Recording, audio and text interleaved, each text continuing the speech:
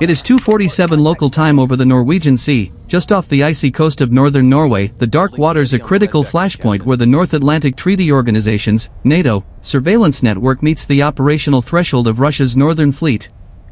The event, a high-stakes, underwater engagement between two of the world's most advanced submarine platforms, a study in modern deterrence. The analytical goal is to dissect the procedural, technological, and tactical responses triggered by a deliberate acoustic event. The incident began when U.S. Naval Station Andoya's towed array sonar detected an anomalous, low-frequency pressure wave, a signature immediately registered as a non-compliant maritime action. This was no malfunction, it was the transient pressure release characteristic of a torpedo launch tube firing sequence.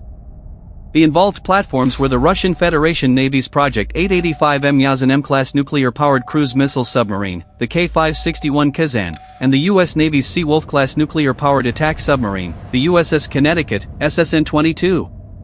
The mission type for both vessels was deep-sea shadowing and intelligence gathering, specifically acoustic intelligence, ACIS, collection near a classified U.S. underwater communications node, a linchpin for linking Arctic radar systems to NATO's Atlantic Command. Geopolitical tension in this area hinges on the proximity of strategic assets to the sea lines of communication, SLOCs. The Kazan is a crown jewel of Russian naval engineering, noted for its low-noise propulsion and sophisticated reactive noise cancellation systems, which challenge traditional passive sonar detection methods.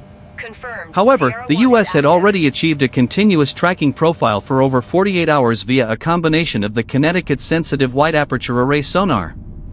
This tracking was aided by the persistent overwatch of a U.S. Navy P-8A Poseidon maritime patrol aircraft employing its advanced synthetic aperture radar, SAR, and magnetic anomaly detector, MAD, systems. The initiating action was the detonation of a training ordnance mid-water. Its purpose was not destruction, but a controlled acoustic signal, an intentional, strategic notification of the Kazan's operational proximity. This proximity was just 11 nautical miles from the NATO communications hub. Within 6 minutes of the acoustic spike, DEFCON 3 Arctic protocols were activated across U.S. and Norwegian commands. 2 USAF F-35A Lightning II joint strike fighters were scrambled from Andoya, their mission to establish a high-altitude maritime overwatch presence, providing real-time data link imagery via the Multifunction Advanced Data Link (MADL) network, thereby enhancing the subsurface intelligence picture. The main action phase commenced as the Kazan began its tactical retreat northward toward the Barents Sea. This was a critical data harvesting opportunity for NATO. The USS Connecticut maintained a silent, parallel course, a maneuver known as close proximity trailing, designed to force the Yasen-M to employ evasive tactics. Every fluctuation in the Kazan's variable pitch propeller signature, every hull flow noise, was meticulously recorded and cross-referenced against the U.S. acoustic library, building a precise stealth profile of the Project 885M. The high alert status escalated sharply at 3:29 when Connecticut's sonar detected a second distinct torpedo launch transient. This ordnance, however, did not detonate. Instead, it ran a pre-programmed silent course before momentarily vanishing from all active and passive sensors.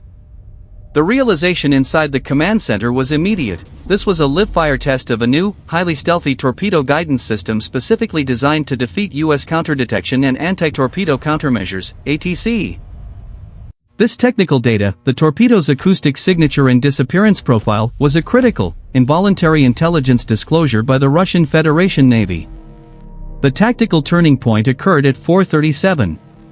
The USS Connecticut, shifting from pure shadowing to counter-deterrence, activated its highly classified Acoustic Counter-Intelligence Suite, ACIS. This system functions not by kinetic interception, but by exploiting vulnerabilities in the target's acoustic homing and guidance systems. ACIS emitted precisely tailored, highly directional underwater sound waves, digital acoustic countermeasures, designed to jam and overwrite the torpedo's terminal guidance logic. The procedural action was swift and definitive. The deployed torpedo, receiving corrupted navigational data, abruptly executed a wide-arc maneuver, turning its trajectory away from the USS Connecticut and back toward its launch origin point. The Kazan sonar operators were presented with a bewildering, non-compliant target signature. This effectively turned the threat into an asset. This single, decisive maneuver, the electronic capture of the offensive weapons guidance, resolved the immediate high alert status, demonstrating an operational counter capability without escalation to direct engagement. The neutral, confirmed outcome was the successful non-lethal neutralization of a live-fire weapon system and the forced disruption of the Kazan's mission profile. The lessons learned were twofold: the unparalleled acoustic superiority of the Seawolf-class platform was confirmed, and the effectiveness of advanced counter-acoustic electronic systems in maintaining tactical control was undeniable. As the Kazan retreated northward, U.S. Strategic Command authorized a final, strategic response operation, Operation Frost Shield. This was not about pursuing the submarine, but about demonstrating unchallengeable domain awareness.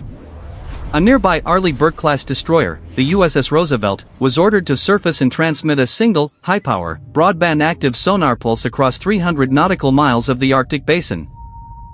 The lessons learned were twofold: the unparalleled acoustic superiority of the Seawolf-class platform was confirmed, and the effectiveness of advanced counter-acoustic electronic systems in maintaining tactical control was undeniable. As the Kazan retreated northward, U.S. Strategic Command authorized a final, strategic response operation, Operation Frost Shield. This was not about pursuing the submarine, but about demonstrating unchallengeable domain awareness. A nearby Arleigh Burke-class destroyer, the USS Roosevelt, was ordered to surface and transmit a single, high-power, broadband active sonar pulse across 300 nautical miles of the Arctic basin.